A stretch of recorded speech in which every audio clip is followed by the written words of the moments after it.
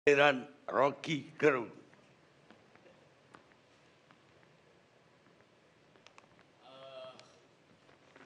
Bagus tadi Saudara Boni berupaya untuk mengolah beberapa imajinasi supaya bisa dihasilkan solusi itu.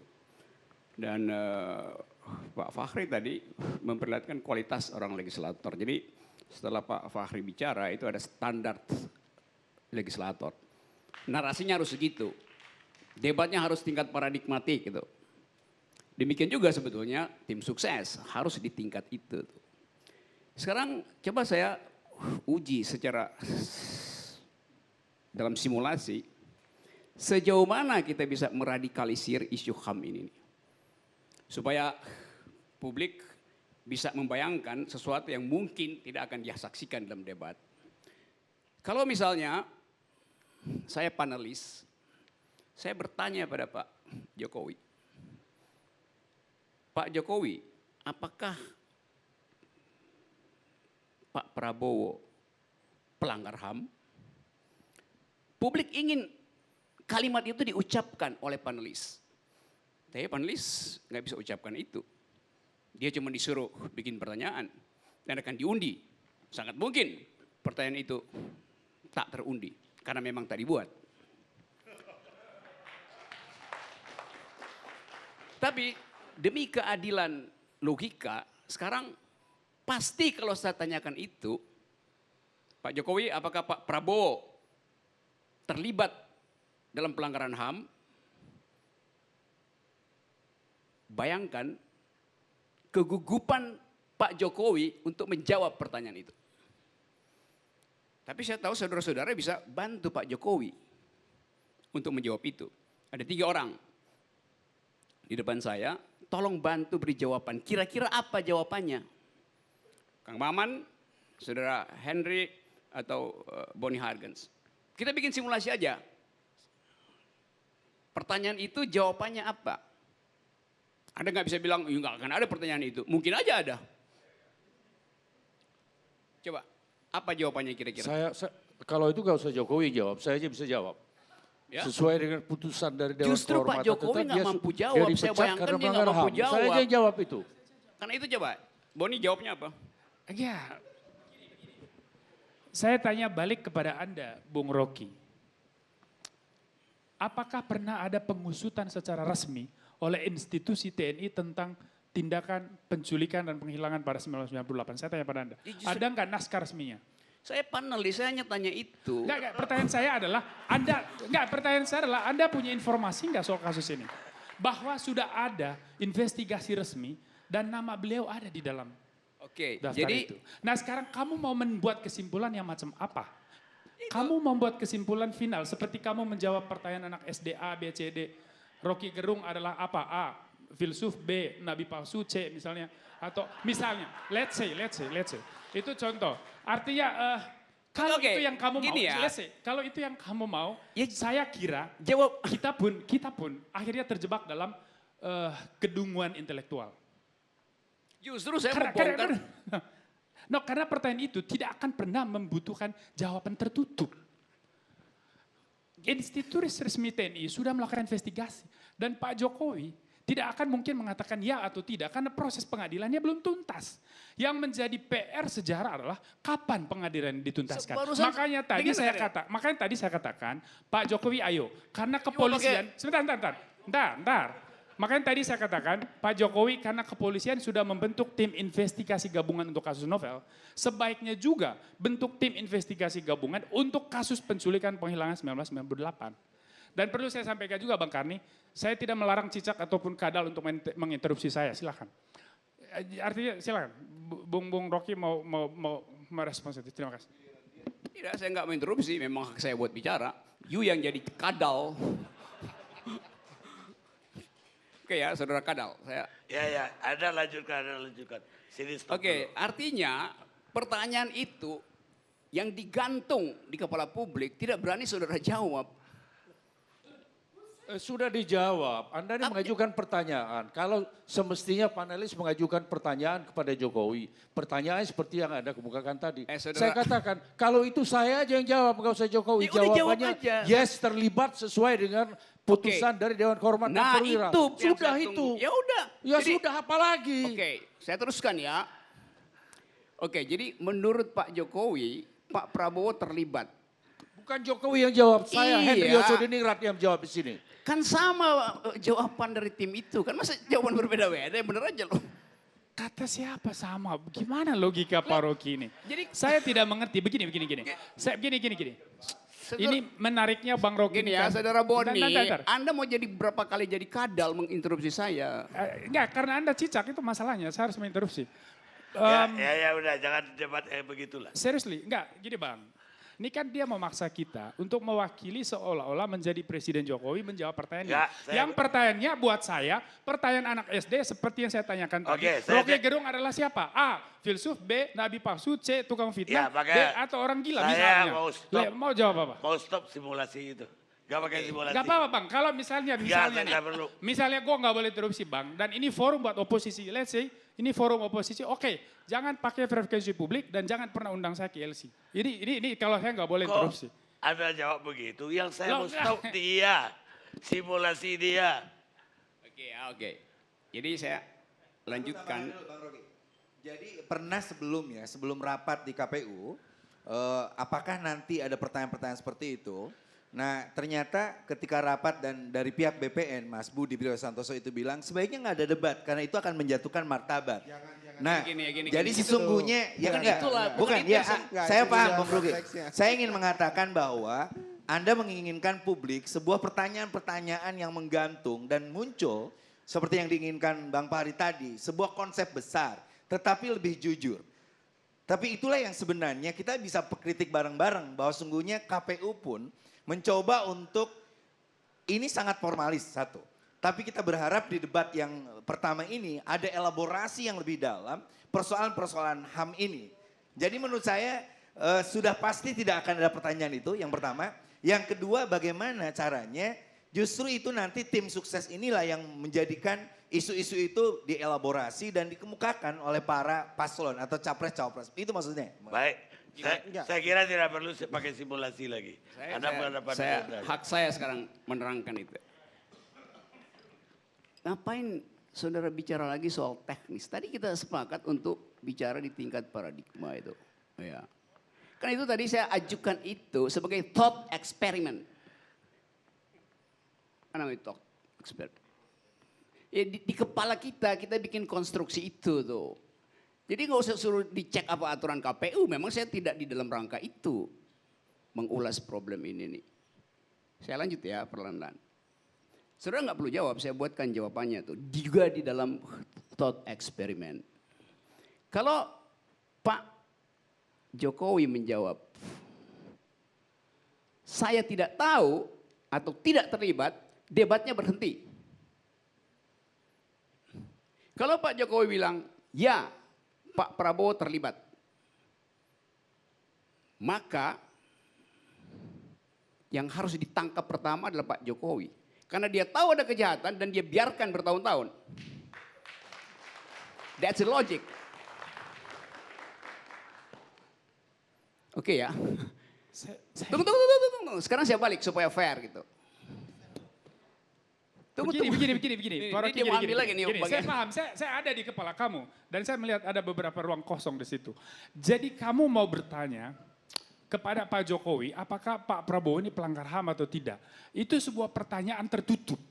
Sementara fakta ini, kita harus lihat ada fakta hukum, ada fakta politik. Secara hukum Pak Prabowo tidak ada satupun keputusan hukum yang bersifat berkekuatan hukum tetap menyatakan Prabowo Subianto sebagai pelanggar hak asasi manusia. Belum. Tetapi bahwa ada sebuah peristiwa penculikan dan penghilangan dan di sana ada investigasi resmi oleh institusi TNI ketika itu termasuk Pak Susilo Bambang Yudhoyono ikut menandatangani soal pemberhentian Pak Prabowo pada saat itu. Dan kemudian ada upaya penyelidikan, dibentuk tim pencari fakta. Dan proses peradilannya belum jalan karena mentok di tim pencari fakta dan tidak jelas proses ujung kasus ini. Makanya saya bilang kita butuh dorongan lagi supaya pemerintahan ini juga bisa membentuk tim investigasi gabungan yang baru supaya ini tuntas. Jadi jangan Anda menyeret Pak Jokowi pada perdebatan kusir si A pelanggar HAM atau bukan. Kamu membawa kita ke langit tetapi kamu sendiri merayap di tanah gitu. Buat saya tidak masuk akal. What's the point? Saya kira cukup. Dia lagi. Ya. Barusan saudara batalkan prinsip saudara sendiri. Dari awal saudara bilang Prabowo terlibat HAM itu. Sekarang saudara ragu akhirnya kan. Udah. Kamu, Rocky, saya tidak sedang bermain kata-kata seperti kamu. Saya sedang bicara kebenaran. Ya, Anda ini kan orang yang cantik menari di dalam alunan musik. Sampai musik berhenti pun Anda masih menari. Jadi saya ingin bicara soal fakta. Karena ketika kita mengatakan si A terlibat, itu kita bicara secara hukum. Harus diingat itu. Dan meskipun itu perdebatan politik, tetap fakta hukum yang menjadi acuannya. Karena berat tuduhan itu. Makanya saya bilang tadi, tuntaskan kasus penculikan penghilangan dengan membentuk tim investigasi gabungan. Seperti yang dilakukan oleh Polri dalam kasus novel tanggal 8 Januari kemarin. Sampai di sini masuk nggak ke ruang kepala saya? Nggak ada karena kosong semua Ya, yang karena diucapkan. kamu kosong, that's the problem. You tidak mungkin masuk karena kamu tidak melihat pintu masuknya. Lanjut ya. Udah. Kamu silakan. Nggak ada cukup. Nggak kalau Saya balik pada prinsip tadi. Kita lagi bermain di dalam kepala pikiran. Poin berikutnya tuh. Kalau misalnya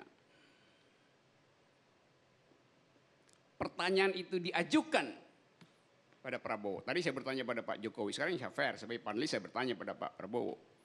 Saudara Prabowo Subianto, apakah Anda terlibat di dalam pelanggaran HAM di 1998? Yang mesti jawab siapa? Saudara nggak perlu jawab. Saya tanya pada tim. Enggak, Anda ini sudah Prabowo. menyimpang dari konteks. Udah, karena itu. Nanti dulu. Saya mau fair. Tema saya kita nggak- malam saya ini tidak adalah mencoba. kaitan Saudara, dengan penegakan dia juga saya hukum tanya kok, dan gimana? HAM. Sebelum, jadi kalau Anda ini sudah berhandai-handai semua, seandainya, sementara KPU sudah membuat ketentuan Ya, yang Anda itu andai-andaikan urusan ini KPU, nggak saya nggak masuk peduli. dalam perdebatan. Jadi Anda hanya akan mengacaukan suasana aja, hanya ingin cari panggung Anda ini saya lihat. Dan sebelumnya saya nggak kenal orang ini. Saya baru tahu sejak ditampilkan di ELC. Dan selalu cari panggung, selalu mencerca pemerintah. Itu aja yang saya lihat. Jadi malas sebetulnya saya untuk debat, apalagi diskusi dengan orang macam ini. Cukup Bang Karni. Ini dia mau jawab, yuk halangi coba. Oh, ini Daniel mau jawab. Rocky punya Ngapain yuk? punya simulasi lain nggak Om Rocky? Punya simulasi lain nggak? Punya, masih banyak. Tenang. Ya udah, geser aja simulasi, Iya. jangan yang ini. Menjawab pelanggaran Saya cicil. Kalau bisa ada simulasi lain Bang Rocky. Oke, jadi gimana yuk mau akal sehat dengan Karena gini, saya bantu jawab ya Bung Rocky ya. Karena ini Oke. nggak akan fair kita bahas di Iya, forum kecil. saya fair. Jadi Dua-duanya saya gini, tanya. presidennya Mbak Habibie lewat, Gus Dur lewat, Ibu Mega juga lewat. Di zaman Ibu Mega memilih Pak Prabowo sebagai calon wakil presiden. Lalu Pak SBY 10 tahun lewat, Pak Jokowi juga lewat nampaknya gitu. Jadi nggak fair isu ini sebetulnya kita angkat karena semua sudah bukan menjadi masalah hukum, tapi menjadi masalah politik. Nah kalau jawabannya masalah politik, saya kira baru berdebat kita setelah Pilpres. Baru ya kita melihat apakah presiden baru punya determinasi untuk menghilangkan beban sejarah bangsa ini, tidak saja beban dari tahun 90-an, bahkan di masa-masa yang lalu kalau kita masih punya beban sejarah, ya semuanya harus kita buang. Karena itulah yang menyebabkan bangsa ini bisa terbang tinggi kalau bebannya nggak ada. Saya kira gitu Bang Karni. Jadi tolong Bung Rocky mungkin simulasi ini agak berat ini kalau kita bahas malam ini. Oke, saya permudah, saya bantu jawabnya itu ya. Kalau jawaban tadi, kalau pertanyaan tadi, apakah saudara Prabowo Subianto terlibat di dalam pelanggaran HAM 1998? Seharusnya Pak Prabowo bilang begini, saya nggak bisa jawab. Yang bisa jawab itu adalah Pak Jokowi. Karena panglima saya waktu itu adalah Pak Wiranto yang adalah sekarang anak buahnya Pak Jokowi itu. Kan gampang aja kan? Kan yang mesti jawab siapa? Ya panglimanya. Prabowo bisa bilang begini, loh di dalam hierarki ada panglima tertinggi. Di situ silahkan dijawab. Di situ Pak Rocky kurang baca. Kan sudah dijelaskan oleh mereka di berbagai forum publik di media bahwa kasus itu tidak atas perintah pimpinan. Tidak atas perintah pimpinan. Kalau enggak cek, tanya Agung Gumelar, tanya Pak Wiranto, hadirkan. Ya kenapa nggak dituntut? Ini saya pikir sekarang dua-dua berhenti dulu. Coba. Ya, di banyak kesempatan Pak Prabowo sudah menyebutkan beliau adalah prajurit. Prajurit yang diperintah oleh pimpinannya. Itu catatan penting dan beliau tentu sebagai prajurit terikat dalam janji dan sumpah beliau. Jadi itu catatan penting. Kemudian kedua, beliau terbuka sekali dengan proses pengadilan. Tadi disebutkan Bang Fahri, zaman Pak Habibie, kemudian zaman Gus Dur, bahkan di zaman Megawati, kemudian berpasangan dengan Ibu Megawati itu tidak pernah keluar isu-isu HAM ini. Kemudian di zaman Pak Jokowi yang kemudian 4 tahun yang lalu berjanji akan menuntaskan kasus-kasus HAM itu juga tidak diselesaikan, termasuk kasus-kasus HAM yang lain, Talang Sari, kemudian Aceh dan sebagainya. Jadi dalam konteks itu, dan saya mau katakan begini Bang Karni, abuse of power itu bukan hanya sekedar tentang penyalahgunaan kekuasaan, tetapi abuse of power itu juga bisa bermakna ketika kita punya kekuasaan, tidak menuntaskan sesuatu yang kita pahami yang bisa dituntaskan. Itu yang terjadi pada saat ini menurut kami. Bang Karni, saya kira dari tadi kita nggak berbeda. Dalam isu HAM ini kita tidak punya pandangan yang berbeda. Bahwa ada fakta pelanggaran HAM, bahwa negara harus tegaskan, itu yang kita bahas dari tadi. Cuman Anda kan sorot ke kasus novel. Kita juga mengapresiasi Polri ternyata sudah merespons itu. Tapi kita juga mau melihat masa lalu seperti apa. Tapi kalau misalnya kita seret diskusi ini pada hal-hal yang bersifat tuduhan, ya misalnya Pak Rocky tadi suruh jawab, apakah Pak Prabowo pelanggar HAM? Ya jelas bukan, secara hukum bukan. Siapa bilang Pak Prabowo pelanggar HAM secara hukum? Karena tidak ada peradilan HAM yang mengadili seorang Prabowo Subianto. Tetapi bahwa ada peristiwa, tetapi bahwa ada peristiwa penculikan dan pilangan, itu pasti ada yang bertanggung jawab. Dan institusi TNI ketika itu sudah melakukan investigasi. Dan ini sekarang kita dorong pemerintah supaya lakukan investigasi lanjutan. Misalnya sebagai komitmen di dalam debat besok. Bukan berarti ya ini sebuah jawaban dari Pak Jokowi, bukan. Ini sebuah komentar kita, gitu loh. Thank you. Oke, saya tahu Pak Jokowi nggak mungkin jawab. Jangan bersesautan begitulah. Anda ngomong apa pendapat Anda? Ya, saya terus ya, hak saya tuh ya. Saya ajukan itu sebagai problem. Karena dari awal Pak Jokowi itu tidak punya komitmen terhadap hak asasi manusia. Jangan potong dulu ya, saya terangkan dulu ya saudara Yosodiningrat ya. Pernah dalam forum ini saya terangkan, hari pertama di 2014, debat presiden, tim Jokowi mengatakan hak asasi manusia bukan prioritas kami. Ada di media massa. Jadi itu pretext sebetulnya untuk mengangkat Pak Wiranto. Yang juga namanya ada di dalam dokumen-dokumen internasional pelanggaran hak asasi manusia. Karena itu ketika nama Pak Wiranto diucapkan ke publik, itu adalah semacam, saya nggak mau sebut kedunguan, tapi semacam ketidaksopanan presiden terhadap para pejuang hak asasi manusia. Presiden tidak sopan mengangkat Pak Wiranto. Nangkap poin saya itu. Jadi dari awal problemnya adalah atau masalahnya adalah presiden tidak tahu masalahnya. Itu soalnya tuh. Dia nggak bisa bedain, sama seperti Pak Yosodiningrat tidak bisa bedain antara hak asasi manusia dan hak warga negara. Kan Anda tadi terangkan, ya itu atau Maman juga itu rada konyol kalau kan udah dipenuhi hak asasi manusia itu diberi listrik. Loh hak asasi manusia bukan itu. Hak asasi manusia tidak perlu dipenuhi, dilindungi. Karena hak itu melekat pada saya, pada saudara. Jadi tidak saya peroleh dari saudara. Hak asasi manusia itu dilindungi. Hak warga negara dipenuhi. Itu salah. Hak asasi manusia itu harus diberikan dulu. Dipenuhi dulu. Buset, diberikan oleh Setelah siapa? terpenuhi baru dilindungi. Bagaimana mau melindungi sesuatu yang belum Karena dipenuhi? itu disebut sebagai Presiden hak Jokowi asasi. sejak awal memenuhi hak-hak yang merupakan hak-hak asasi. Nah, ini dia hak dasar dari warga negara. Itu Nah, sudah dipenuhi gini ya, seperti saya inilah, uraikan sejak begini awal. nih ya. Jadi kalau Anda Sebentar, mengatakan saya- bahwa saya- itu saya pastikan dilindungi dulu ya. belum Setengah menit. dipenuhi, Tunggu, keliru. Pemenuhan dulu baru Anda berdua aja. dilindungi. Dari siapa? Ya, gak jelas apa ini. Buset. Saya menengahi Bang Rocky sama Ini Ah, segmen inilah ini kekacauan. tinggal 1 menit. Saya harus kasih hak asasi manusia itu. Anda atau dia. Hak asasi manusia itu Bang, saya kira dalam hal ini saya setuju dengan Anda Bung Rocky. Tuh, Hak asasi itu jangan memang bilang setuju dengan saya, bilang dia yang salah. Saya udah pasti benar tuh. hak, saya selesaiin dulu. Hak asasi itu memang melekat pada diri karena sifatnya dia eksistensial, dia bisa ontologis. Jadi dia maka ada prinsip prima facie dalam penegakannya. Nah, tetapi ketika negara dengan kekuasaannya merampas hak itu terjadi yang namanya violations against human right. Nah, di situ ada pelanggaran. Nah, itu yang terjadi pada zaman Orde Baru, Soeharto 30 tahun. Itu yang terjadi dan menumpuk perkara ini sampai hari ini. Nah, di situ persoalan. Thank you, Bang Kari. Udah. Ya, you cuma mau bilang buat teman Baik, Yub. cukup. Ada Iya. tinggal 1 menit lagi. Oke, karena itu di situ kalau kita mau bicara tentang soal-soal konseptual tadi seperti diawali oleh Saudara Fahri, itu saudara bikin banyak kekacauan, Saudara Yosodi Dingrat. Saya tambah lagi ya. Dan tolong Saudara Boni terangkan pada beliau nih. Dengar aja. You sebut tadi bahwa Jokowi berhasil menegakkan hak asasi manusia karena hukuman mati dilaksanakan. Karena undang-undang ormas dijalankan. Lo di dalam traktat hak asasi manusia dunia, hukuman mati itu melanggar hak asasi manusia. Undang-undang ormas itu melanggar hak asasi Saya manusia. menjelaskan, itu hak saya untuk menjelaskan.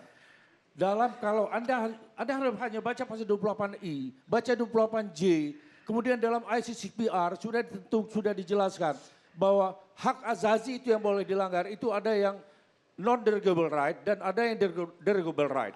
Salah. Itu hak dasar, hak yang tidak boleh dikurangi, hak untuk diadili Tapi dengan hukuman- sistem peradilan yang benar. Hak dalam undang-undang tentang HAM sendiri, nyawa yang ada dalam kandungan ibu, seorang bayi ya sudah Derogable bernyawa, apa non-derogable? boleh digugurkan, Oke. boleh dihilangkan Hak demi asasi keselamatan membunuh orang ibu. derogable apa non-derogable? Dalam keadaan ini, di dalam ICCPR dijelaskan, yang boleh dikurangi hak asasi manusia itu termasuk hukuman mati, antara lain terhadap kejahatan kemanusiaan, kejahatan luar biasa. Ini kejahatan luar biasa, internasional sudah menyatakan kejahatan narkotik dan kejahatan luar biasa. Kejahatan yang mengancam keselamatan sebuah bangsa. Jadi nggak ada alasan bahwa Anda mengatakan bahwa pelaksanaan hukuman mati adalah pelanggaran HAM. Karena hukuman mati yang dijatuhkan itu sudah melalui proses peradilan yang benar. Terbuka untuk umum, dikoreksi oleh pengadilan di atasnya. Jadi Anda keliru kalau mengatakan bahwa pelaksanaan hukuman mati itu sudah melanggar HAM. Salah itu. Oke, saya nggak mau jawab. Soalnya nanti di rumah, Saudara Boni terangkan pada beliau itu konsep dasar dari hak asasi manusia itu, ya. Ya udah. Bahwa itu tidak boleh diambil dengan alasan apapun nyawa manusia itu. Oke. Baik, cukup. Oke, saya masih boleh lanjut. Ya boleh 1 menit lagi deh saya tambah. 1 menit tadi apa soalnya? Oke, kalau itu saya pindah soal korupsi ya. Korupsi itu sekarang jadi semacam tontonan kelas 3 sebab yang diberitakan adalah KPK menangkap tikus di daerah itu. Sibuk motong ranting pohon, ngejar duit seperak. Akarnya nggak mau dibongkar. Itu soalnya. Zaman SBY itu menterinya ditangkapin semua itu. Akarnya di situ tuh. Kalau sekarang samar-samar.